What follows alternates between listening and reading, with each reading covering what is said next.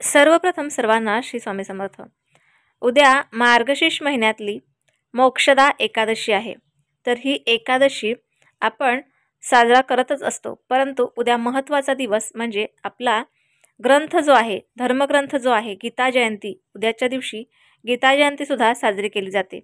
तर उद्याच्या दिवशी आपण आपल्या गीतेतले जितके अध्याय तुम्हाला वाचायला जमत असेल तितके वाचले तरीही चालेल, किंवा पूर्ण 700 अध्याय तुम्ही 700 श्लोक तुम्ही वाचले म्हणजे 18 अध्याय आहेत आणि 700 श्लोक आहेत, त्याचं पठण केलं तरीही चालेल। आपला ग्रंथ आहे, आपण ह्याची पूजा केलीच पाहिजे। आता आपला विषय कुठला आहे सांगताय का? उद्या मोक्षदा एकादशी। आपल्या पूर्वजांना किंवा आपले गेलेले जे पितृ आहेत त्यांना मोक्ष प्राप्त करून देण्यासाठी हा महत्त्वाचा दिवस म्हणून ओळखला जातो। ह्या दिवशी तुम्ही तुमच्या परीने जितकं काही दान करता येईल गरजूंना तितकं दान तुम्ही करू शकता। दिलेल्या दानामधून आपल्या पितृंना मोक्ष प्राप्तीसाठी अत्यंत फायदा होत असतो। तर उद्याची जी एकादशी आहे ही अत्यंत महत्त्वाची आहे।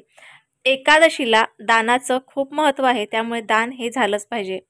एकादशी हे व्रत भगवान श्री हरी विष्णूंना समर्पित आहे, त्यामुळे आपल्या घरात जर का भगवान श्री हरी विष्णूंची फोटो किंवा मूर्ती असेल तर नक्कीच ते उद्या साफसुथरं करा आणि एखादा हार किंवा फूल पिवळ्या रंगाचं नक्कीच अर्पण करा। आपल्या उंबरठ्यावर हळदीचं लेपन करायला सुद्धा विसरू नका। आपल्या घरात जर का भगवान श्री हरी विष्णूची फोटो किंवा मूर्ती असेल तर तुळस अर्पण करायला सुद्धा विसरू नका। तर तुळस ही तुम्हाला एकादशीच्या एक दिवस आधीच तोडायची आहे, त्यानंतरच दुसऱ्या दिवशी ही तुळस तुम्ही भगवान श्रीहरी विष्णूंच्या चरणावर अर्पण करू शकता।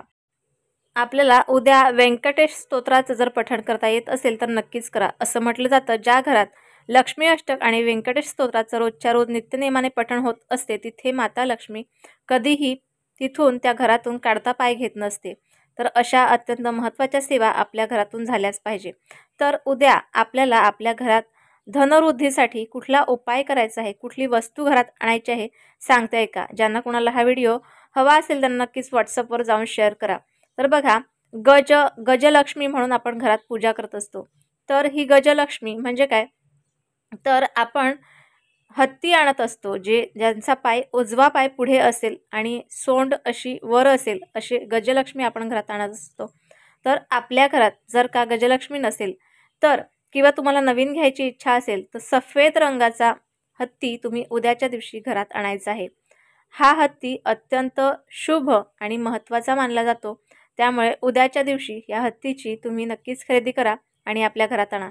आपल्या घरात आणल्याच्या नंतर तुम्ही स्वच्छ साफसुथरं करा आणि त्यानंतर आपल्या देव्हाऱ्यात किंवा तुम्ही समोर जिथे आपण एखाद्या टीव्हीच्या बाजूला किंवा कुठेही तुम्हाला छोटीशी जागा असेल, कप्पा असेल, तिथे तुम्हाला हा हत्ती ठेवायचा आहे। तर अशा पद्धतीचा हा व्हाईट रंगाचा म्हणजे सफेद रंगाचा हत्ती आपल्या उद्या घरात आणायचा आहे। नसेलच तर नक्कीच आणा। जर का तुम्ही एकादशीचं व्रत करत असाल तर व्रत सुद्धा तुम्हाला करायचं आहे। तर अशा पद्धतीच्या ज्या काही गोष्टी आहेत त्या आपल्याला करायच्या असतात, उपाय करायचे असतात। तर आजचा छोटासा व्हिडिओ तुम्हाला कसा वाटला हे तुम्ही मला कमेंट बॉक्सद्वारे जरूर कळवा। व्हिडिओ आवडल्यास लाईक, शेअर, सबस्क्राईब मात्र जरूर करा। पुन्हा भेटूया अशाच एका नवीन व्हिडिओसोबत, नवीन विषयासोबत। तोपर्यंत सर्वांना श्री स्वामी समर्थ।